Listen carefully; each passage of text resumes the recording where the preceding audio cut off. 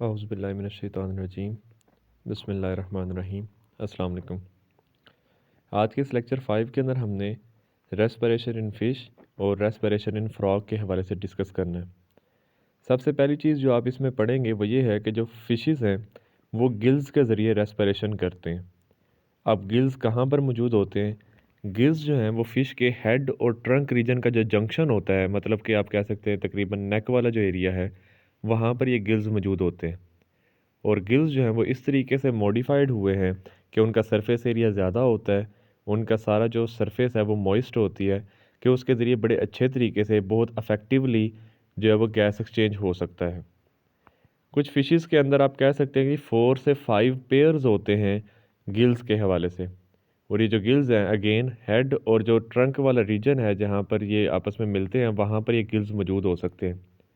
अब दो तरह की फ़िशेस होती हैं, एक होती हैं कार्टिलेजिनस फिशेस और एक होती हैं बोनी फिशेस।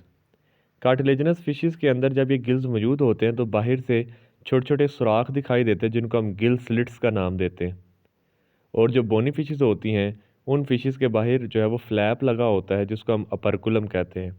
ये अक्सर औक़ात आप बाज़ार के अंदर जाते हैं तो बाज़ार में जो फ़िशेस होती हैं वो बोनी फिशेस होती हैं। तो उनके आपने देखा होगा कि साइडों के ऊपर जो है वो फ्लैप्स लगे होते हैं जो ओपन और क्लोज़ होते हैं, उनको हम अपर्कुलम कहते हैं। अगर उसके अपर्कुलम को हम खोलें तो अंदर एक कैविटी होगी जिसको हम ब्रोंकियल कैविटी कहते हैं, और उस ब्रोंकियल कैविटी के अंदर जो है वो गिल्स पड़े होते हैं। मैंने यहाँ पर एक पिक्चर भी अटैच की है तो आपको अंदाज़ा हो जाएगा। यहाँ पर देखिए ज़रा कि फ़िश के गले वाले रीजन के अंदर आपको अंदर अंदर की तरफ रेड कलर के जो है वो गिल्स दिखाई दे रहे हैं। इस तरीके से 4 से 5 पेयर ये गिल्स के मौजूद होते हैं। और ये जिस जगह के अंदर मौजूद होते हैं या जिस कैविटी के अंदर पड़े होते हैं उसे हम ब्रेंकियल कैविटी कहते हैं। और इस कैविटी के ऊपर जो एक एक फ्लैप लगा होता है उसे हम अपर्कुलम का जो है वो नाम देते हैं। तो कुछ इस तरीके से यहाँ पर फ़िश के हवाले से हम पढ़ेंगे। अब मैं यहीं पे आपको सारा तरीक़ेकार बता देता हूँ, आपने एरोज़ को फॉलो करना है। ये जो फ़िश है ये अपना माउथ ओपन करके पानी में तैरती है। ये क्यों माउथ ओपन करके पानी में तैरती है? क्योंकि जो वाटर है वो इसके माउथ से अंदर एंटर होता है और इसका जो गिल स्लिट्स हैं या जो अपर्कुलम है वहाँ से ये पानी बाहर की तरफ निकलता जाता है। इसका मतलब ये है कि लगातार जो पानी है वो इन गिल्स के ऊपर से गुज़रता है, और जब पानी इन गिल्स के ऊपर से गुज़रता है तो पानी के अंदर जो मौजूद ऑक्सीजन होती है वो गिल्स के अंदर मौजूद जो ब्लड कैपिलरीज़ हैं उनके अंदर डिफ्यूज़ होती जाती है। तो इस पूरे टॉपिक के अंदर आपने एक ही चीज़ सीखनी है, वो ये है कि वाटर माउथ के ज़रिए एंटर होगा और गिल स्लिट्स के ज़रिए जो है या अपर्कुलम के ज़रिए जो है वो बाहर निकलता जाता है। और जब उन गिल स्लिट्स के ज़रिए ये बाहर निकलेगा या अपर्कुलम के नीचे से बाहर निकलेगा तो दरमियान में जो है वो गिल्स होंगे। उन गिल्स के अंदर बहुत ज़्यादा ब्लड कैपिलरीज़ होती हैं। जब पानी गुज़रता है इन गिल्स के ऊपर से, उन ब्लड कैपिलरीज़ के ऊपर से, तो पानी के अंदर जितनी भी मौजूद ऑक्सीजन होती है वो उस ब्लड के अंदर शामिल होती जाती है। तो ये इस तरीके से इसके अंदर रेस्पिरेशन होती है। तो यहाँ पर हम देख लेते हैं जी, सेकंड पैराग्राफ हमने डिस्कस कर लिया है कि इसके अंदर 4 से 5 पेयर्स होते हैं गिल्स के, जो कि गिल स्लिट्स या फिर आप कह सकते हैं कि ब्रोंकियल कैविटी के अंदर पड़े होते हैं, और वो गिल स्लिट्स से नज़र आते हैं या अपर्कुलम से जो है वो दिखाई देते हैं। गिल्स के अंदर अगेन ग्रेट सरफेस एरिया होता है जिसके ज़रिए गैस एक्सचेंज होता है, और हर वक्त इन गिल सरफेसेस के ऊपर से पानी जो है वो कंटिन्यूसली फ़्लो कर रहा होता है। आपने चैप्टर 14 के अंदर इसका सर्कुलेशन पढ़ी थी कि किस तरीके से इसका हार्ट वेंट्रल साइड पे मौजूद होता है, और जब वो हार्ट जो है वो पंप करता है तो जो ब्लड है वो गिल्स के अंदर शामिल हो जाता है, और गिल्स ही वो एरिया है जहाँ से ऑक्सीजन जो है वो ऐड की जाती है कहाँ पर, ब्लड के अंदर, और फिर ऑक्सीजनेटेड जो ब्लड है वो पूरी बॉडी के अंदर सप्लाई कर दिया जाता है। जो फिशेस के अंदर सर्कुलेशन है उसको हम सिंगल सर्किट कहते हैं, क्योंकि इसमें इसके हार्ट के अंदर से सिर्फ एक ही दफ़ा ब्लड जो है वो गुजरता है या एक डायरेक्शन के अंदर ब्लड गुजर रहा होता है। और वो सारी चीज़ें जो है वो हमने उसके चैप्टर 14 के अंदर जो है वो डिस्कस की थी। तो बस फिशेस के अंदर जो रेस्पिरेशन का प्रोसेस है उसमें आपने इतनी चीज़ें ही मेंशन करनी है। सबसे पहले ये कि आपको गिल्स का पता हो कि वो कहाँ पर है। दूसरी चीज़ ये कि जो कार्टिलेजिनस फिशेस होती हैं उनमें गिल स्लिट्स होंगी, और जो बोनी फिशेस होंगी उनके अंदर अपर्कुलम होता है। जहाँ पर ये गिल्स पड़े होते हैं उन्हें हम ब्रोंकियल कैविटी कहते हैं। हर वक्त इन गिल्स के ऊपर से वाटर जो है वो गुजरता है, और उस पानी में से ऑक्सीजन जो होती है वो ब्लड के अंदर शामिल होती जाती है। और आखिरी चीज़ ये कि आपने याद रखना है कि ब्लड की जो डायरेक्शन है, ब्लड फ्लो की जो डायरेक्शन है वो किस तरीके से होती है, वो आपने चैप्टर नंबर 14 के अंदर पढ़ी हुई है। और इस पिक्चर को जो है वो आप यहाँ पर देख सकते हैं।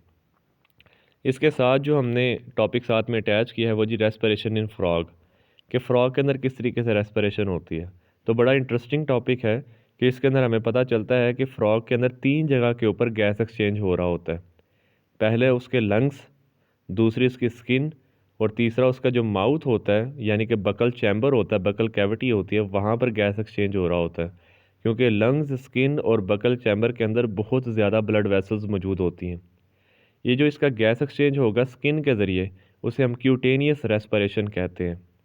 फ्रॉग के अंदर जो लंग्स के ज़रिए गैस एक्सचेंज होता है उसे हम पल्मोनरी रेस्पिरेशन कहते हैं। और जो इसकी बकल कैविटी के ज़रिए होता है उसे हम बकोफ्रेंजियल रेस्पिरेशन कहते हैं। वो यहाँ पर मेंशन तो नहीं है, लेकिन अगर आप जो है वो उसको लिखना चाहें तो लिख सकते हैं बकोफ्रेंजियल, यानी कि बकल कैविटी और फेरेंक्स वाले रीजन से गैस एक्सचेंज होगी। अब आपने इस टॉपिक को समझने के लिए थोड़ी देर फ्रॉग बन जाना है आपने। और ये जो तीसरा पैराग्राफ है इसको आप ज़रा ध्यान से इसमें पढ़िएगा। इस बड़ी सिंपल सा है कि फ्रॉग ने जब एयर को इनहेल करना होता है तो सबसे पहले उसके नॉस्ट्रिल्स के अंदर एयर एंटर होती है, क्योंकि वो नॉस्ट्रिल्स ओपन होते हैं। और उस वक्त उसने अपना माउथ क्लोज रखा होता है ताकि वो सारी एयर जो है वो अपने बकल कैविटी के अंदर स्टोर कर ले।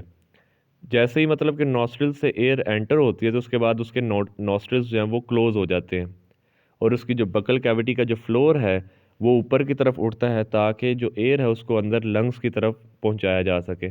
ये बिल्कुल इसी तरीके से जैसे हम खाना खाने के लिए जब नवाला अंदर की तरफ निकलते हैं तो हम अपने माउथ से जो है एक तरह सा प्रेशर लगाते हैं ताकि नवाला अंदर की तरफ चला जाए। तो सेम इसी तरीके से इसकी जो बकल कैविटी का जो फ्लोर होता है वो ऊपर की तरफ होता है ताकि जो एयर है वो लंग्स के अंदर चली जाए। इस प्रोसेस को हम इनहेलेशन या इंस्पायरेशन का नाम देते हैं। और जब एयर ने वापस आना है तो इसी रिवर्स ऑर्डर में जो है वो एयर बाहर की तरफ आएगी, जिसको हम एक्सपायरेशन कहते हैं। अब जो फ्रॉग के लंग्स होते हैं वो बड़ी सिंपल सैक्स हैं, मतलब बलून की तरह की थैलियाँ होती हैं। और जब वो मतलब एयर एंटर होती है तो ये फुली एक्सपैंड कर जाते हैं। फ्रॉग के लंग्स की जो इनर सरफेस है उसके अंदर छोटे छोटे जो है वो एयर चैम्बर्स मौजूद होते हैं, और उन एयर चैम्बर्स के इर्द गिर्द बहुत सी कैपिलरीज होती हैं, और उन कैपिलरीज वाली जगह से सारे का सारा गैस एक्सचेंज जो है वो हो रहा होता है। और इसी तरीके से जो भी एयर गैस एक्सचेंज के बाद लंग्स से बाहर की तरफ आती है तो उसको जो है वो नॉस्ट्रिल से जो है वो निकाल दिया जाता है, और उस प्रोसेस को हम जो है वो एक्सहेलेशन या एक्सपायरेशन कहते हैं, जो हम पहले मेंशन कर चुके हैं। इसी के साथ जो है वो यहाँ पर हमारा रेस्पिरेशन इन फ्रॉग भी ख़त्म होता है। आपने यहाँ पर 3 चीज़ें मेंशन की थी, उसको आपने देखना है कि फ्रॉग के अंदर कहाँ कहाँ पर गैस एक्सचेंज होता है। सबसे पहले आप स्किन के ऊपर एरोज़ देख सकते हैं जो जो क्यूटेनियस रेस्पिरेशन को शो कर रहे हैं। दूसरा, इसकी जो माउथ कैविटी है, जो बकल कैविटी है, वहाँ पर आप देख सकते हैं एरोज़ लगे हुए हैं जो बकोफ्रेंजियल रेस्पिरेशन को जो है वो शो कर रहे हैं। और तीसरा, इसका थैलीनुमा लंग्स बनाया हुआ, उन्होंने सैक की तरह का लंग्स बनाया, वहाँ पर आप एरोज़ देख सकते हैं जहाँ पर इसकी जो है वो पल्मोनरी रेस्पिरेशन हो रही है। तो इसी के साथ आज का हमारा टॉपिक ख़त्म होता है। इसमें हमने फ़िशेस के अंदर गिल्स, और फ्रॉग के अंदर जो उसके लंग्स हैं, और जो उसकी स्किन है, और जो बकोफ्रेंजियल सरफेस है, उसके हवाले से हमने बात की। इससे रिलेटेड आपका कोई भी क्वेश्चन वगैरह होगा तो आप कमेंट सेक्शन में भी पूछ सकते हैं, या ऑनलाइन क्लास के अंदर भी आप उसको डिस्कस कर सकते हैं। तो मेरी तरफ से आप सब लोगों को अल्लाह हाफिज़।